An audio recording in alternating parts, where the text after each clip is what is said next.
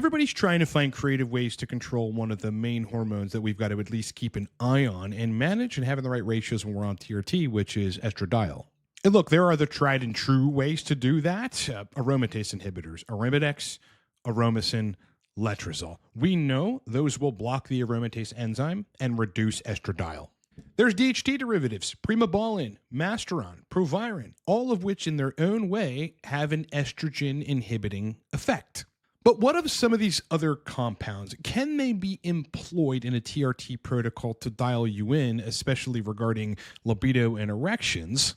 Compounds that are natural like zinc and boron. These get a lot of attention in the TRT sphere, and I want to break both of them down in their efficacy for estrogen control so that you can leave this video with more information to have a cutting edge in dialing in estrogen so that sexual function is maintained on testosterone replacement therapy. Let's get into this. Before we start the video, Low Cortex Labs, which is my company, is a TRT guidance, coaching, and consulting company with a lot of products revolving around dialing in you on TRT.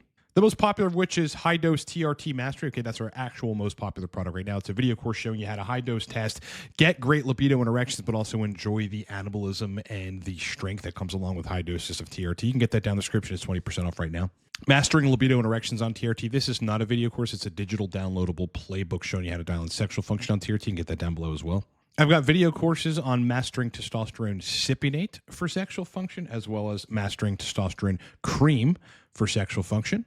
We have a source list and then coaching. The most popular coaching right now, and I'd urge you to go read the reviews and people that have worked with me, are the TRT protocol audit, 25-minute call with me, full audit of your protocol and suggestions on how to fix your biggest problems, as well as the TRT sexual function enhancement consult for fixing libido and erection problems on TRT. You can book any of this in under a minute, livecortex.com. You and I in the fact find and call immediately, and we begin.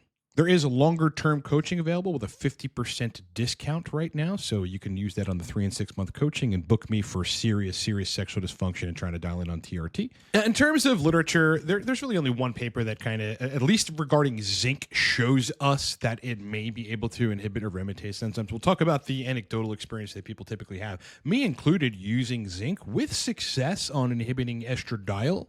But what the study basically said is that if you have a zinc deficiency in rats, what they do is aromatize more and convert to DHT less. So it might make you believe if you take zinc or have enough zinc in your system, you aromatize less and make more DHT. The interesting thing about this is, and I've repeated this in clients, I've got case studies on this, I've repeated it in myself, and people on the web discuss this all the time, that you can take modest doses of a singular zinc supplement, zinc picolinate or whatever zinc that you prefer, in 25 to 50 milligram doses, and you actually get an estrogen reduction effect. You've got people taking it, and boom, libido and erections are back after higher estrogen started inhibiting them. Or if they overshoot it, they get AI-like effects, and they can actually crash estradiol on the higher doses of zinc of 50 to 75 milligrams a day. So, between zinc and boron for estrogen control on TRT, zinc definitely gets a thumbs up. I mean, it will block estrogen synthesis by inhibiting aromatase enzymes, we think. But the anecdotals and the experience I have in coaching and in myself prove that it does, right? The same effects that aromatase inhibitors or otherwise blocking estradiol provide, zinc is able to provide. Dosing should be approached carefully, and you may not need to dose zinc every day, just as you don't want to dose an aromatase inhibitor every day. The lower the test dose you are on, the lower the zinc amount you should try once every 3 days or so to begin. So if you're on moderate, low doses of TRT and you feel like you need estrogen control, confirmed both by labs and, of course, the symptoms of high estrogen versus your androgens, which is that you have libido but not good erections, start at 12.5 milligrams of zinc every other day or every third day. See how you fare through that through a couple of weeks, decide if you want to increase it from there. But on higher doses of testosterone, 150, 175, maybe even 200, that's where you'd want to run 25 milligrams of zinc at a time and do that to start every other day. See how you fare, and if you feel like you need more estrogen control, consider bumping it up to 50 milligrams every other day, but I wouldn't go higher than that. Now, if you try to go back this up on the forums, you're going to get a little bit of a mixed bag in people and their results. Some are going to say, I took zinc, it did absolutely nothing for me. Others are going to say it meaningfully dropped the estradiol. So your mileage is going to vary, but if I were to take all of the information I've seen over the years, it is more likely that you will have an estrogen reduction effect than not. Here's one. I used zinc to lower my estrogen, and it worked. I took 30 milligrams zinc picolinate every day with P5P, or a bioavailable version of B6. This is actually a perfect dose, 30 milligrams, right? It's not 50, which tends to, if you're sensitive to it, crash estrogen a little further than you intended. And it's not on the low end where you don't get an appreciable response. But this same guy down in the comments had to titrate the dose. He goes, on the second week of taking zinc, I was feeling depressed, no motivation, no libido. So what did he do? He actually overshot on that 30 milligrams per the test dose. So probably a lower end test dose. Switched to 15 milligrams of zinc, and now I feel good and have no nipple sensitivity. All right. So again, starting on the lower end is the wise thing to do with zinc. It's actually more powerful than people think. Lastly, I hear people on the internet, as the internet often does, say things like if you take loads of zinc or even moderate doses of zinc, you're going to deplete copper. This is not true. None of the people that have contended that have actually tested their copper. You should approach that with an extreme degree of scrutiny before believing people that say things like that on the internet. And no, you're not going to, by taking zinc, induce a copper deficiency. Now let's talk about boron, because this is attractive. I think people think like, hey, if I can take some natural supplement to reduce estradiol on TRT, if the estradiol is being problematic, which in some cases it is, in some cases it isn't, why don't I just do that? Rather than having to take an aromatase inhibitor.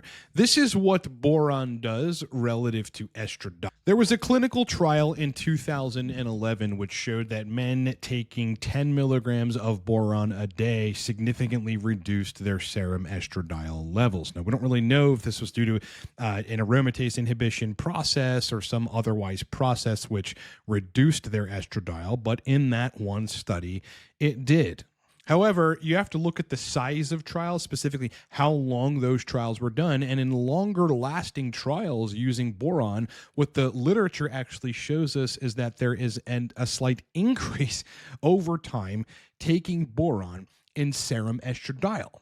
The most probable reason that this happens, an actual increase in estradiol while taking boron long term, is because boron binds to the sex hormone binding globulin, lowers it, therefore, increases free hormones, which is going to translate to more circulating estradiol. Now, is there a dose or is there a threshold that makes sense with boron? It's hard to tell, and it's never really been tested. But if it's something that you want to experiment with, I'd run something like 10 milligrams of boron every other day or every third day. Again, keeping that frequency keeps you safe from some of the negatives that might happen, in this case, to lower SHBG, to elevated free hormones, and to elevated estradiol, basically creating the reverse effect of what you're trying to do. So you probably get some degree of estrogen blocking effect with low, infrequent doses of boron, but you should monitor throughout, look at your bloods, and analyze your symptoms.